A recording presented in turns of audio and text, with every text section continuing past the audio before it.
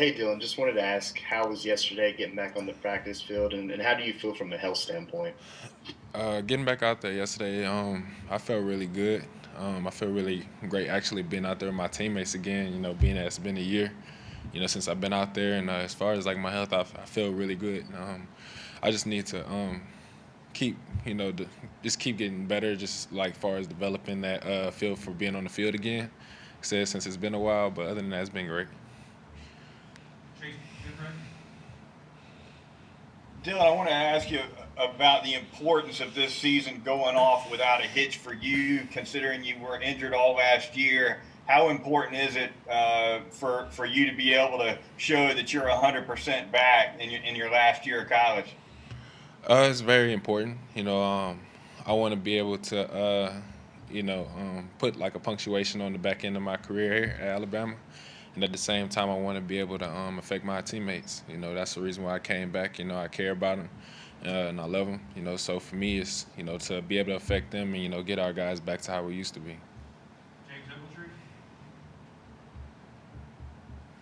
Hey Dylan, Coach yesterday was talking about areas of improvement for the defense this year and mentioned the red area, and I was just curious, in your view, what does the defense have to do to get better there?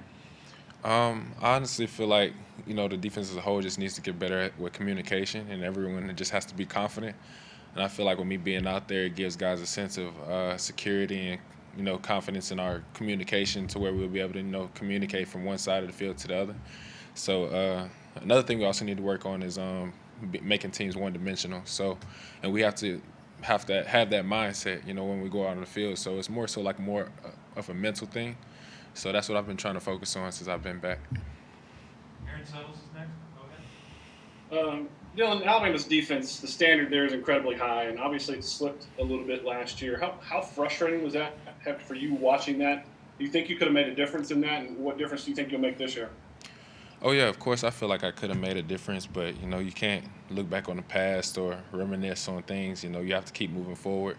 So now that I've sat back and looked at the things we really need to work on, I've been trying to apply it in every way possible as far as being a leader.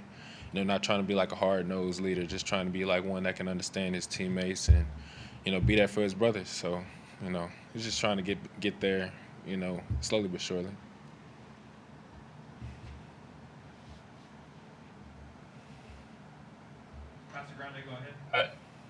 Hey Dylan, I know a lot of people coming off a knee injury like that talk about the confidence they have and finding that confidence to run and cut on that knee. How long did it take to get there? And are you there? And how does it feel right now for you on the field? Honestly, it was a long process. I was trying to actually rush my process, but my body kept telling me no. So as time went on and I got more and more stronger, it was times I would go out on the field without a brace and like that, and I'll feel great. I don't think about it. I don't have any second thoughts or be second guessing or whatever when I'm on the field. I actually feel really good. So I feel like once it's actually game time, I'll be ready. Yeah, Dylan, kind of going on the same track as that. It was about a year ago right now that you got hurt. You're coming back through rehab, and then the pandemic hits. I just wonder where you are mentally about everything. I mean, how hard this last year been? This last year has actually been really hard for me, especially in the beginning when I first got hurt. But as far as COVID and us practicing and getting ready to play and all the uncertainty that was going on before, I'm actually pretty at peace with it. Either way, it would have been good in my favor. Whether if we had pushed the season back like we did or haven't played at all, it would have been great for me because at the end of the day, it would have gave me more time to heal. So, like I said, I'm kind of like neutral in that sense, but at the end of the day, I'm happy. Hey Dylan, upon announcing your decision in December, you said that the big thing for you was grinding with your teammates and then being able to win a national championship. How much does your decision to play this year hinge on that ability to play in a national championship game? And what are your thoughts on maybe how that's going to be handled moving forward? Honestly, I'm really focused on one game at a time, especially with my guys. I try and get them to understand that, even in practice, you got to focus on one play at a time. So you're trying because move on towards that and like focus it towards the games as well.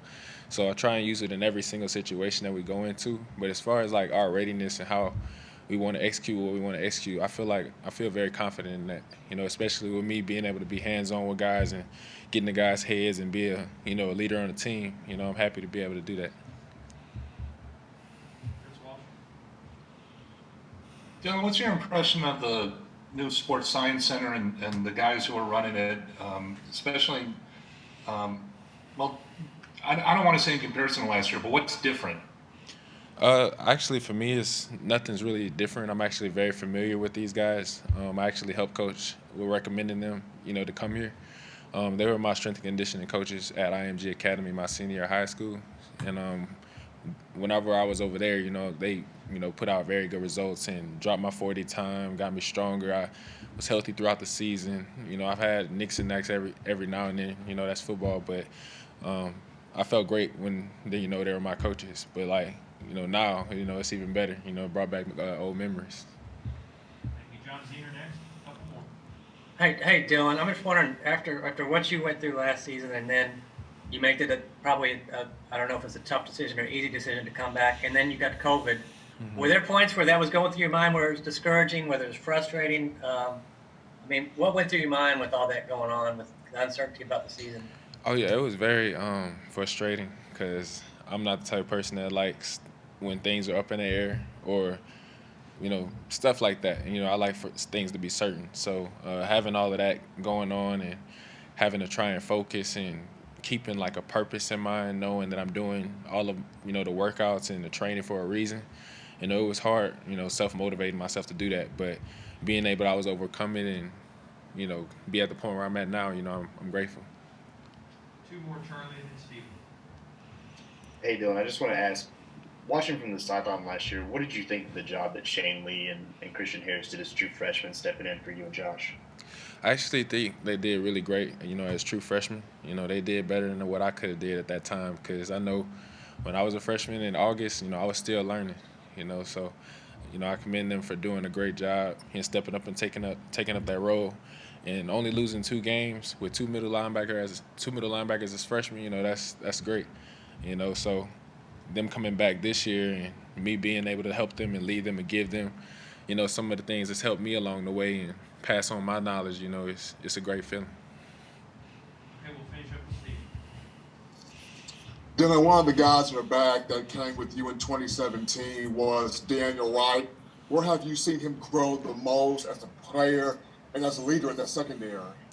I've seen him grow a lot. He's been communicating a lot in the back end. It's been giving a lot of feedback, help for me actually, and having to communicate on the field. He's a strong leader in the weight room, strong leader off the field as well. Guy just has a good head on his shoulders, and I believe he's ready to have a great season.